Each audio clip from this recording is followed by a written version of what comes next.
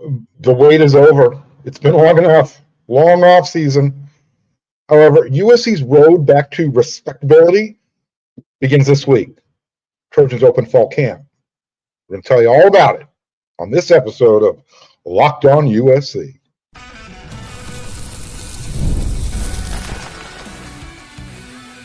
You are Locked On USC, your daily podcast on the USC Trojans, part of the Locked On Podcast Network, your team every day. Fight on, everyone. I'm your host, Mark Holkin, and thank you for making Locked On USC part of the Locked On Network, your first listen every day. Whether you're going to watch this show on YouTube, wherever you want to download this podcast, pick your platform. This show is always free. This show always appreciates your support.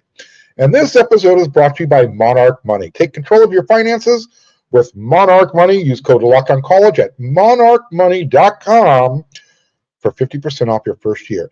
In 33 more days, USC will kick the snot bubbles out of Missouri State. Opening game of the season, LA Coliseum. Missouri State Bears playing their first season at the FBS level. Should be an easy victory. Now, today, while you're enjoying this episode of Locked On USC, I'm hanging out with the assistant coaches. 40 or so players that USC has selected for the local media to question for Media Day. Just got done with the National Big Conference Media Day. This is the local version, strictly about USC football. Local media shows up to Heritage Hall. We talk to players and assistant coaches, get all the lowdown before they open up fall camp this week. Again, 2 days on the 1st. Excuse me, on the 30th. July 30th is the first day. The 1st of August, though, will be significant. Stick around. So we heard from Coach Riley and Team GQ Thursday last week in Las Vegas. Elijah Page, Kamari Ramsey, Makai Lemon. Those dudes were dressed to the nines. They looked the part. They were fantastic. As I mentioned, though, now the media gets to talk with this is the lineup for Monday. So while you're watching this episode of Locked On USC, I'll be getting a catered lunch. Katie Ryan does a really good hooking up the media. So we'll get some food. And then around 12:20, Coach Riley will come and give us a little welcome speech. Hello, nice to see you again. Yada, yada, yada. And then after that, at 12:30, the first assistant coach, we're going to get offensive coordinator Zach Hansen. He's going to bring with him Killian O'Connor, Alani Noah, Tobias Raymond, John Ray Reed, and Justin Taulanu. We already know Elijah Page. He did the heavy lifting last week in Vegas. Two things that stand out with that group. Obviously, no DJ Wingfield. I don't know. That's probably not a good sign, considering John Ray Reed's there.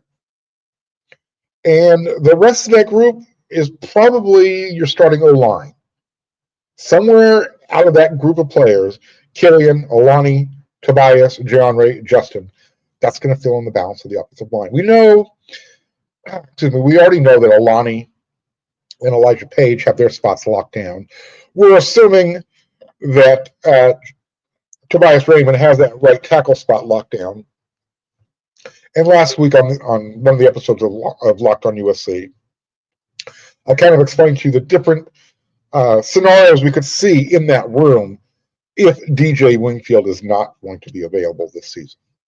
We'll let you know when that actually happens, if he won't be available.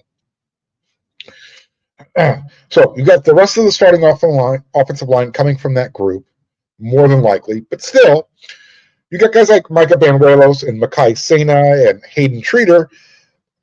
All three of those guys are also in the mix. And lately, it sounds like Elijah Vicona might be a name to remember as far as at least a depth piece at tackle. It looks like he's going to be the guy backing up Elijah Page's here. So your two Elijahs.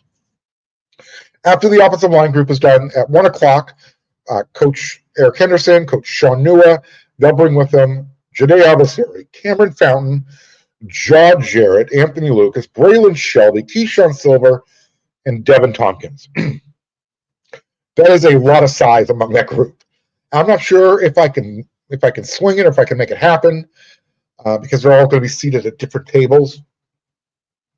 But I would love to get a picture of that group standing shoulder to shoulder, just to see the wall and how it goes like this.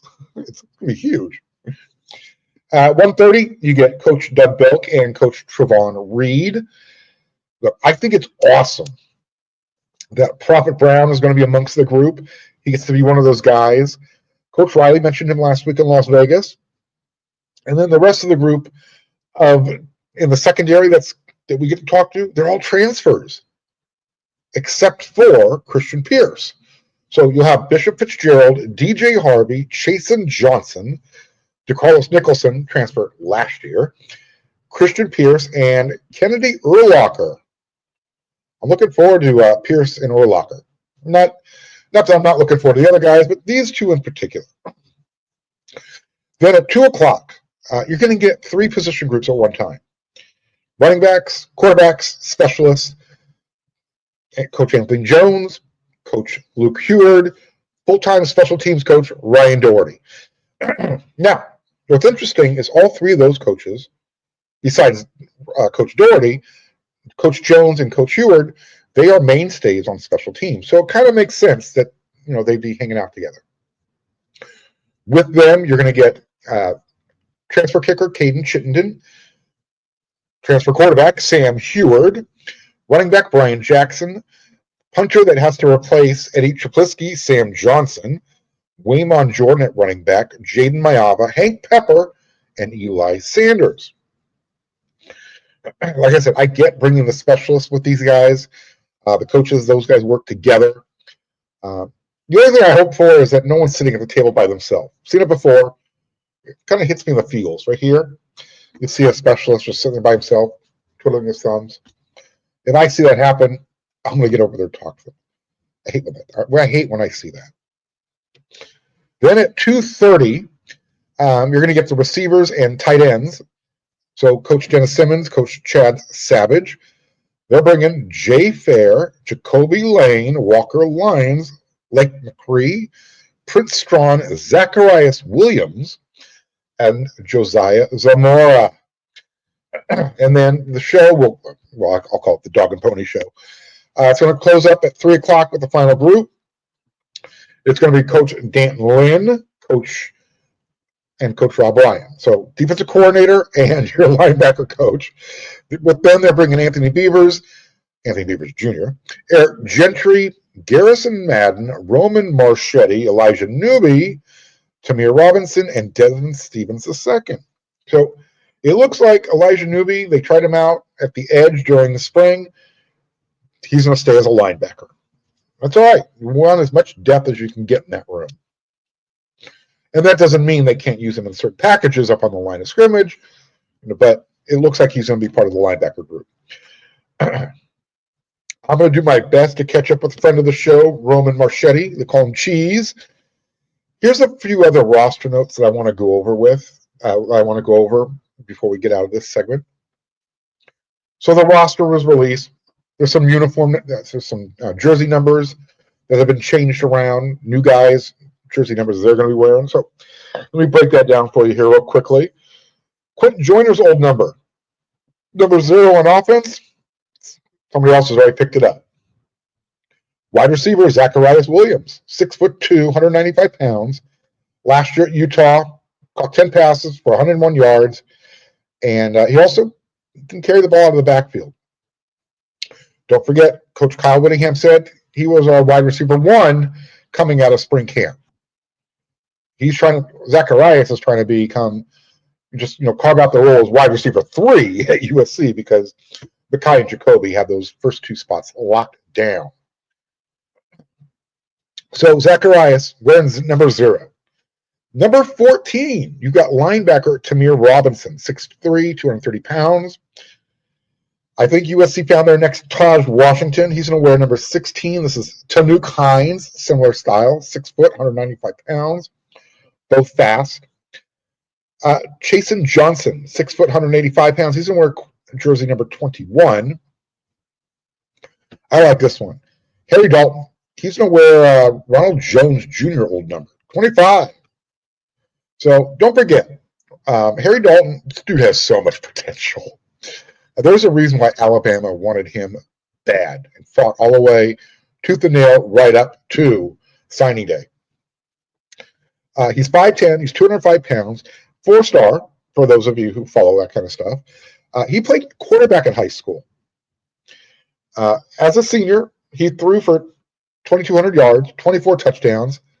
He also carried the ball 200 times, 1,400 yards, 24 touchdowns rushing the ball. Keep an eye on this player. He might be one of those, where did he come from, guys? Number 28, safety, Kennedy Urlacher, 5'11", 195. Garrison Madden, he turned in his jersey number 41 for number 29 because D. Reddick is going to wear number 41 at safety. Number 42, this is interesting. Super early enrollee, R.J. Sermons. Don't forget, he was supposed to be a part of the 2026 recruiting class. He reclassified during the summer and is enrolled as on the 2025 roster. He's going to wear jersey number 42. Yeah, so RJ has some big shoes to fill. We know Ronnie Lott wore that number. We know Brian Kelly also wore that number. But Ronnie Lott on defense, number 42. Don't forget RJ's dad. He's a legacy, so he understands the significance of wearing that jersey number. Number 44, you got a linebacker, Matai Tagorai. Number 54, linebacker A.J. Tuatele, and number 84, wide receiver Romero Eisen, another speedster. Finally, I think USC found someone to wear the jersey number 90, someone to look forward to. Defensive end, Gus Cordova. He showed up 6'4", 270 pounds. And then number 95, you're going to get Jaden Ramos, the other defensive end, edge, 6'4", 220 pounds. A couple other notes real quickly. Weight changes. Check this out. So when Jamal Jarrett showed up, he weighed 349 pounds. Well, now he's at 360 pounds. Like Coach Riley said at a big conference media day, he's just a couple cheeseburgers away. Defensive end, Anthony Lucas has also gotten bigger. He's now, during the spring, he was at 274. He's packed on some muscle. He's now at 285. You got Prince Strawn. He showed up 204 pounds. He's now weighing 215 pounds. When you look at his size, you've got a good, big, huge wide receiver. Not quite Kyle Ford big, but big. And then this one is really interesting. Redshirt freshman tight end, Walter Matthews, 6'6", 285 pounds. That is one large tight end. That's a massive individual. I cannot wait to see this young man on the field. He's a mismatch. So I want to see the ball in his hand, see what he can do. We know he's going to be able to block. I hope I hope they're able to use him in the routes as well. So we'll see. All right, 2 more segments. We got what are some of the next steps USC needs to take in 2025? Kind of meet the goals, start reaching that USC standard. Get back to respectability. And then the third segment, Monday's Mailbag. So about to go over. Stick around.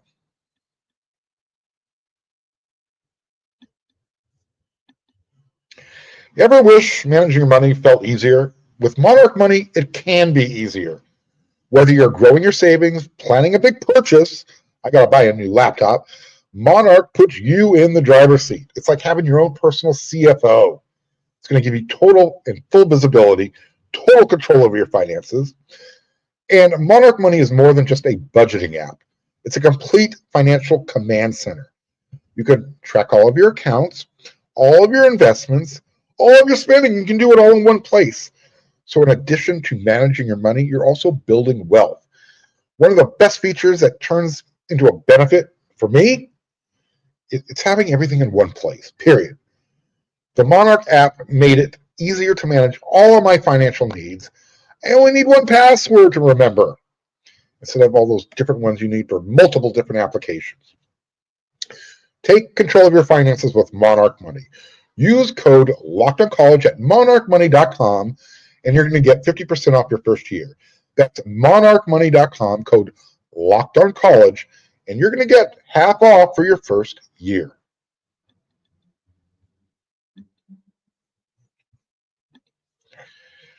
August 1st. It's going to be a great day. And not just because Coach Riley is letting the media hang out and watch the entire practice. Yeah, it's really happening. I'm not going to be able to take my phone out. I'm not going to be able to take any notes, but up here, I'm going to be taking a lot of mental notes. Look, sure, it's day 2 of the first 25 practices that you get, but I'll take it. So yeah, the guys will be in shorts and shells, helmets. They won't be padded up yet. Still, I'm looking forward to that. But that's not what's making it a great day.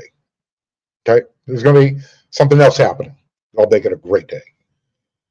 All I want everyone to remember, first of all, if you are watching this show on YouTube and you haven't subscribed yet, click that red subscribe button.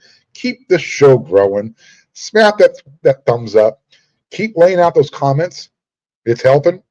And click that bell notification button. That way you don't miss an episode.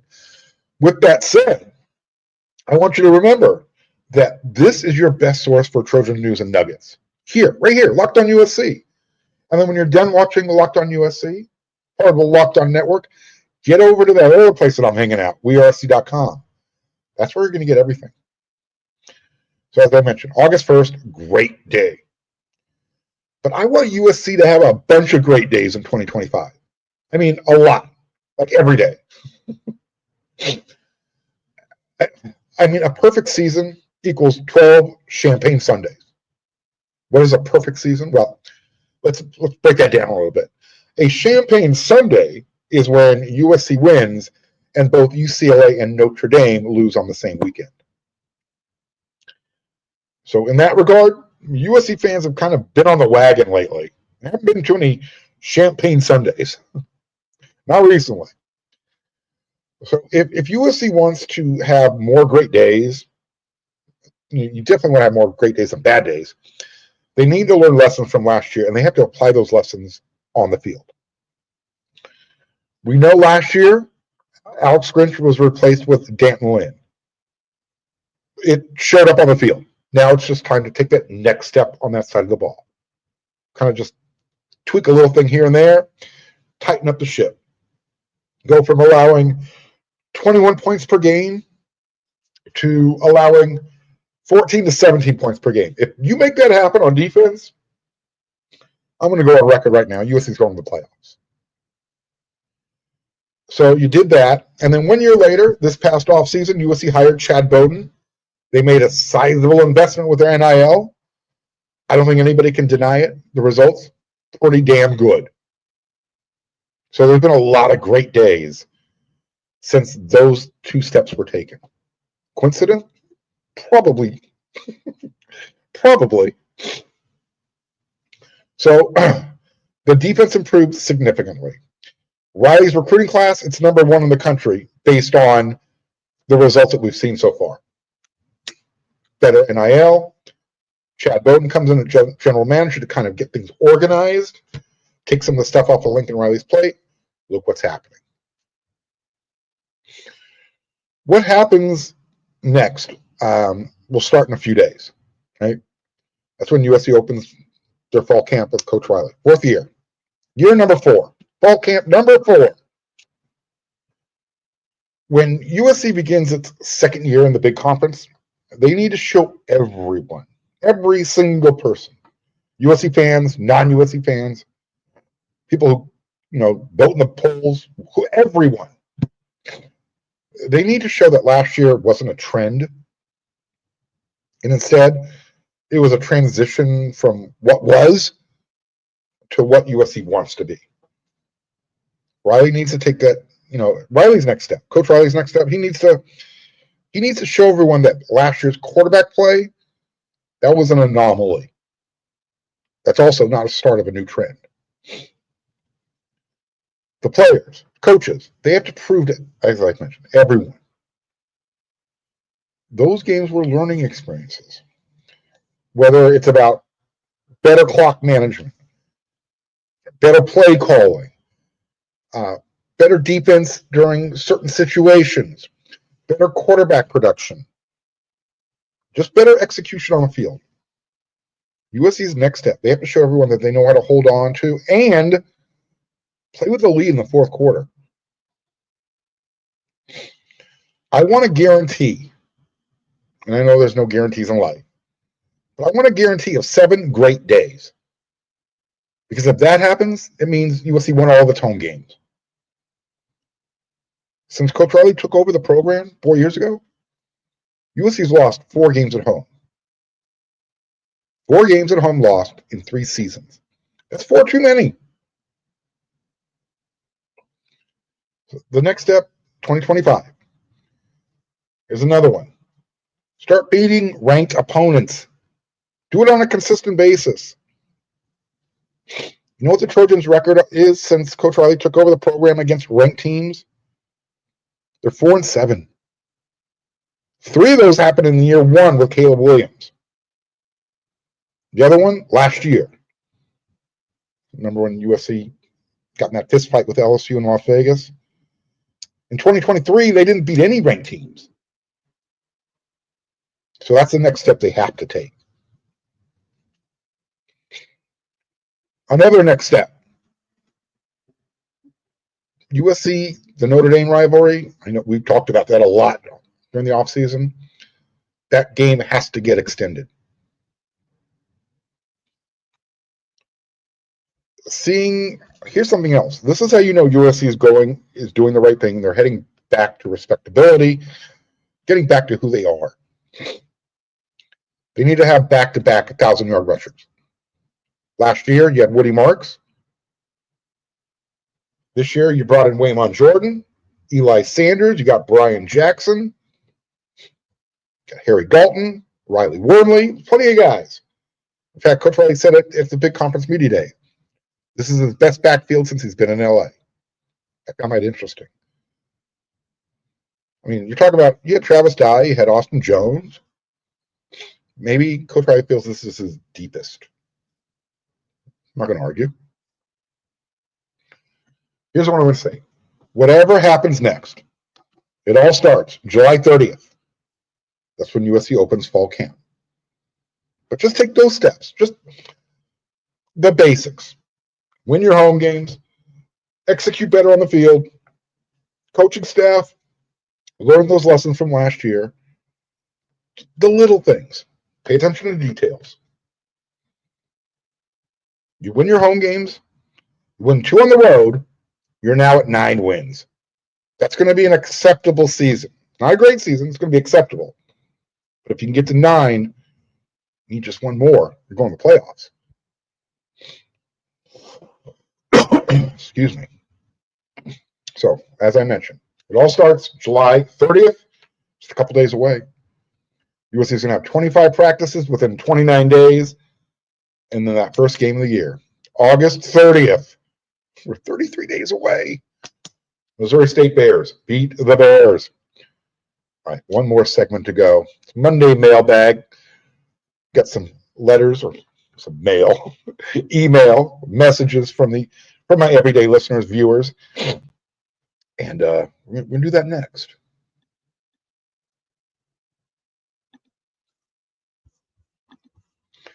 We've all been there. You log on early, you get in line, you got the special concert you want to finish up the summer with, right? Tickets are going on sale, and then something happens. You lose your Wi-Fi connection, whatever. You lose your spot in line, and you got to start all over. Well, you know what? Live music should be about making memories. Shouldn't be about dealing with the stress of ticket shopping. That's where Game Time comes in. Yeah. Game Time makes getting concert tickets faster and easier than ever. Seriously, did you know that the prices will actually drop as it gets closer to showtime? It's true. Because of that, you can save up to 60% off with Game Time's killer last-minute deals. And if you ever wonder what your view will actually look like when you get to the concert, don't worry. Before you buy it, before you hit yes, the Game Time app, it's going to show you a panoramic seat view. It's going to be no surprises. And with Game Time, the price you see is the price you pay. There's no hidden fees. Take the guesswork out of buying concert tickets and show tickets and tickets to USC games. Use Game Time. Download the Game Time app, create an account, and use code LOCKEDONCollege for $20 off your first purchase. Terms apply. Again, create an account and redeem code LOCKEDONCOLLEGE, and you're going to get $20 off. Download the Game Time app today. Last minute tickets, lowest price, guaranteed.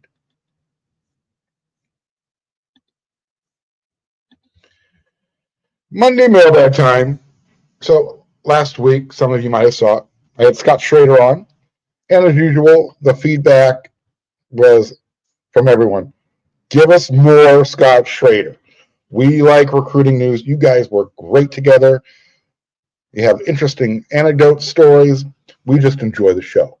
So I had like 5 of those messages.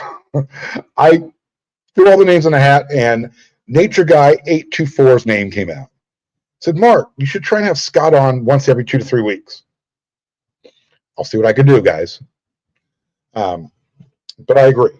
He brings some great insight to the show. On that particular episode, we were talking about a particular local stud who is now playing for another team in the big conference. And he actually played against USC. And he talked about having the chance to play against the Trojans. So one of my viewers, one of our everyday viewers here, Rod Manzer 7573, he had this to say after watching that episode. He's referring back to one of the former Southern California recruits who was playing somewhere else. Many hate us because we rejected them. They transferred or we declined to offer them. It's always been a motivation around the Pac-10 and a half. Or actually, I think he was talking about Pac-10/12. It just looked like 10 and a half. Over the decades. Indeed, there's a higher level of motivation to beat us. And we get their best game, and then they let down after playing us, especially when we win. I used to love those recruiting dinners at Papadakis and that place in Orange County. I can never remember the name after the taverna closed, and thought most say, let me see if I can catch up to this. And though most say this is not the last year to tolerate Coach Lincoln Riley's poor performance, Bill Plaschke of the LA Times is at it again. And what is Paul Feinbaum's deal this time? So there's a lot there. First of all, Rod, I don't think they did any recruiting dinners in Orange County because that would have been too far away from USC's campus. And if you remember correctly, that was one of the issues. I think there was somebody from Texas who tried to burn USC about doing their recruiting dinners in San Pedro, which was right on the border of how far you could be away from campus. So, again, I don't think they did anything in Orange County. Once the taverna closed down, they pretty much moved their recruiting dinners to LA Live, Rockin' Fish, whatever you call that restaurant. Anyways, and I'm not going to pick on Bill Plaschke. He's earned the right to talk about USC, even when he's wrong, which is frequent, but I'm not going to pick on Bill. He's earned the right, okay? Now, as far as Paul Feinbaum is concerned, yeah, that dude is probably heading down Keith Olbermann Lane right now. I think that dude's getting ready for a straitjacket. Dude straight up suffers from Riley derangement syndrome. Not sure what's wrong with Paul, but I agree with you. Will C. sent me a message on Instagram. He said he was looking for an update on the Bloom Football Performance Center. He said, I noticed Coach used the term handful of months multiple times when talking about the new facilities will be done. So that means 5 months or less, which is months ahead of schedule. You think that's accurate? I do. I believe the target date or the goal is to have that place ready for operation so the class of 2026 will be able to use it during spring camp. We'll see. Another one from Guy Smithson, 1835. He actually has a timely question with the whole DJ Wingfield situation up in the air. He wants to know, Can we get an offensive line transfer during fall camp or in that time frame? Guy, the only way I see that happening is if a head coach steps down at another program.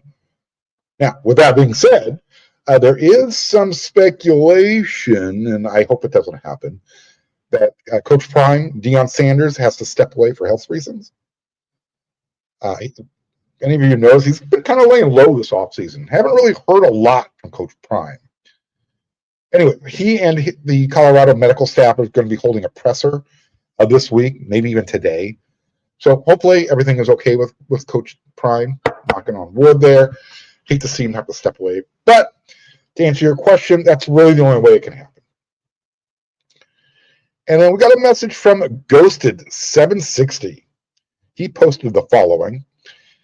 Is this year or next year a make or break season for Coach Lincoln Riley? I say it's this year.